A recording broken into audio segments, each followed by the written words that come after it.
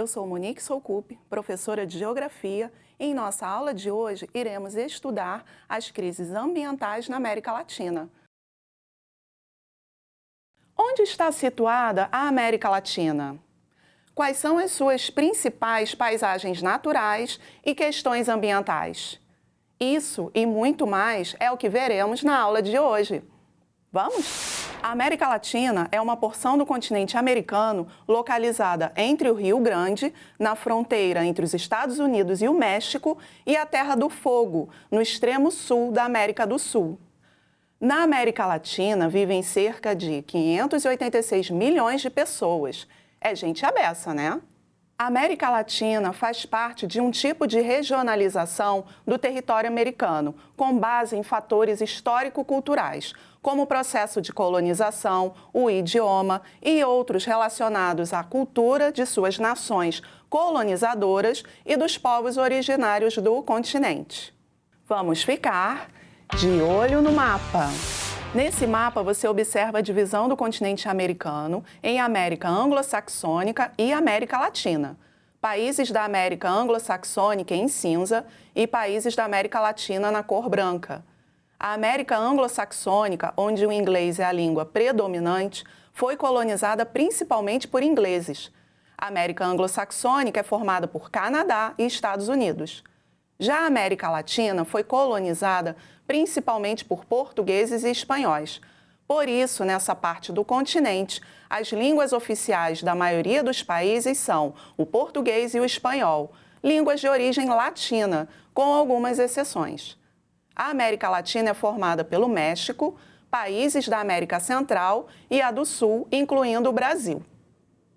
Agora que você sabe identificar a América Latina no mapa, vamos analisar o seu quadro natural? Quanto ao relevo, temos 3 grandes unidades, que se diferenciam pelas altitudes, idade geológica e características da formação dos terrenos. De leste para oeste, existem planaltos, planícies e cadeias montanhosas. Os principais elementos do relevo da América Latina são a Serra Madre Ocidental, no Planalto Mexicano, a Cordilheira dos Andes, em toda a porção oeste da América do Sul, o Planalto das Guianas e o Brasileiro, e as planícies do Orinoco, a Amazonas e a Platina, na porção central da América do Sul. Nas imagens a seguir, você pode observar lugares do continente latino-americano, com a Cordilheira dos Andes ao fundo, moldando a paisagem, como o Parque Nacional Torres del Paine, na Patagônia, Chile, e Ushuaia, na Argentina. A América Latina é rica em recursos hídricos e possui extensas bacias hidrográficas, como a Bacia do Orinoco, a Amazônica e a Platina. O Rio Amazonas é o maior rio em extensão e volume de águas do mundo. Sua bacia está presente no Peru, Colômbia, Equador, Venezuela, Guiana, Suriname, Bolívia e Brasil. Observe nas imagens a sinuosidade do Rio Amazonas e o seu registro visual da Estação Espacial Imagem A, estabelecendo hidrovias como meio de transporte, fornecendo alimentos e determinando atividades econômicas, como a pesca, na imagem B. A América Latina está situada na zona intertropical, onde predominam os climas quentes, com exceção do extremo sul, Argentina e Chile, e das áreas montanhosas, como a Cordilheira dos Andes. Observe agora no mapa. A maior parte da América Latina se situa entre os 2 trópicos, o de Câncer, no hemisfério norte, e o de Capricórnio, no hemisfério sul. Esse posicionamento em baixas latitudes confere uma tropicalidade aos países latino-americanos, o que quer dizer que, em geral, apresentam climas quentes. Vamos falar sobre formações vegetais? As formações vegetais têm relação com os tipos de clima, relevo, solo e altitudes. A grande extensão no sentido norte-sul, as diferentes latitudes e a variação climática dão à América Latina uma enorme variedade de formações vegetais. As formações vegetais nativas foram bastante devastadas, dando lugar a cidades, áreas agrícolas, pastagens, estradas hidrelétricas. Observe na imagem algumas paisagens do continente latino-americano e suas formações vegetais. Na imagem A, você confere a floresta equatorial entre Caquetá e Guaviare, na Colômbia. Já na imagem B, é possível identificar uma vegetação de savana, que no Brasil corresponde à vegetação de Cerrado, na foto São Roque de Minas, em Minas Gerais. E na imagem C, temos as estepes, em Trenquilhoquén, Argentina. Agora que já temos um panorama do quadro natural da América Latina, podemos analisar as suas principais questões ambientais. As questões ambientais caminham lado a lado com a globalização, que é o processo de integração global das sociedades, no período de maior avanço e expansão do sistema capitalista. O principal marco para o aumento da alteração do meio natural pelas sociedades foi a Revolução Industrial.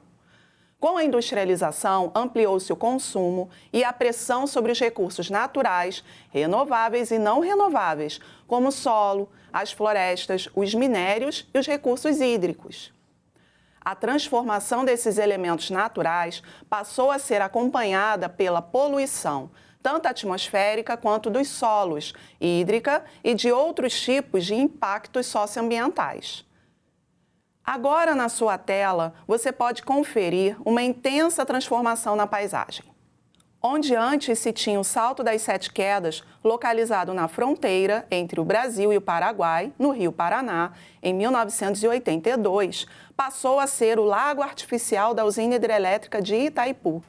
O desaparecimento das Sete Quedas até inspirou o poeta Carlos Drummond de Andrade a escrever um poema, e eu trago aqui um trechinho para vocês. 7 quedas por nós passaram, e não soubemos amá-las. E todas 7 foram mortas, e todas 7 somem no ar. 7 fantasmas, 7 crimes dos vivos golpeando a vida que nunca mais renascerá. Pois é, gente, muito triste, né? Nunca poderemos visitar as 7 quedas. A América Latina ocupa posição-chave em termos físicos, abriga grande parte das florestas tropicais do mundo, das terras produtivas, das reservas de água doce e importantes recursos minerais. As consequências do desenvolvimento industrial nos últimos 250 anos são bastante discutidas e os seus limites ainda não são muito precisos, sendo alvo de debates no meio científico global. As alterações na atmosfera e o esgotamento dos recursos naturais são os impactos mais sentidos no contexto socioespacial. Além disso, temos os eventos climáticos, que geram crises ambientais, como a intensificação do efeito estufa e o avanço do aquecimento global. Efeito estufa? Aquecimento global? Como assim, professora? Acompanhe na sua tela. O efeito estufa é um fenômeno climático responsável pela retenção do calor dos raios solares, causando a manutenção das temperaturas. É um processo natural e importante, pois é elementar para a vida no planeta. Sem ele, as médias de temperatura seriam inferiores a menos 15 graus Celsius, diminuindo a diversidade de espécies na Terra. Mas a sua intensificação é considerada um resultado da ação humana sobre o ambiente. Pode causar a elevação das temperaturas, provocando terríveis consequências. Na visão de alguns cientistas, pode causar a elevação acentuada das temperaturas na Terra, o que foi chamado de aquecimento global. O aquecimento global seria responsável pelo derretimento das geleiras, elevação do nível dos oceanos e, futuramente, poderia causar o desaparecimento de cidades costeiras, como o Rio de Janeiro. Já imaginou como seria? Vários filmes já retrataram esses cenários apocalípticos, como 2012, O Dia Depois de Amanhã, Tempestade, Planeta em Fúria, O Impossível e muitos outros. Apesar de serem ficção, é um lembrete de como o nosso modo de vida pode afetar o planeta em que vivemos. Bem, ainda falando em questões ambientais, você já ouviu falar em rios aéreos ou voadores? Sabe o que são huaicos? Não? Vamos ao nosso X da questão. Observe em sua tela. Ao contrário do que possa parecer, um rio voador ou aéreo não é um curso d'água que sai voando por aí. Falando sério, um rio voador é um fenômeno de importância extrema para o funcionamento de todo o ecossistema da América Latina.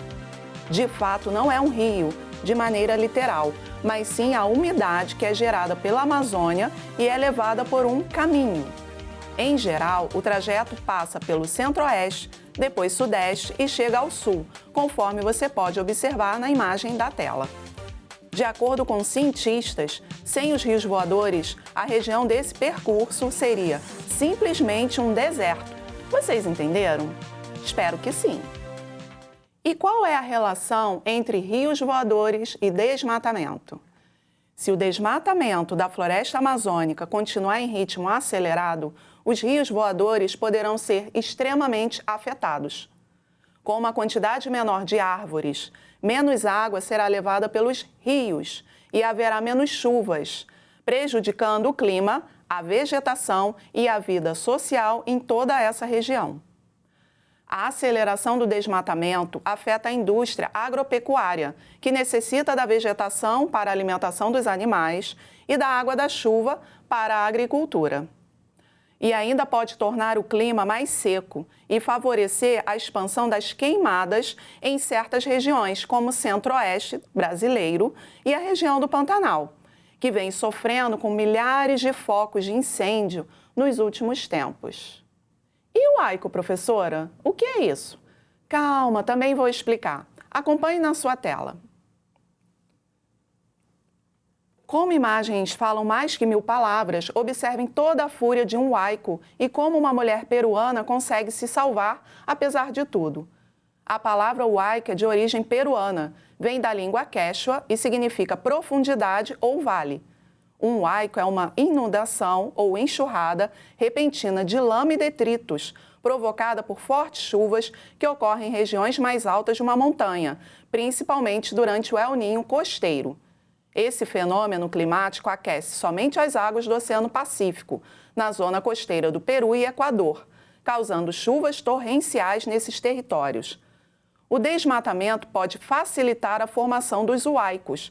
Por isso, o governo do Peru decidiu estabelecer florestas nacionais, como a Floresta de Proteção San Matias San Carlos, para prevenir a formação de huaicos.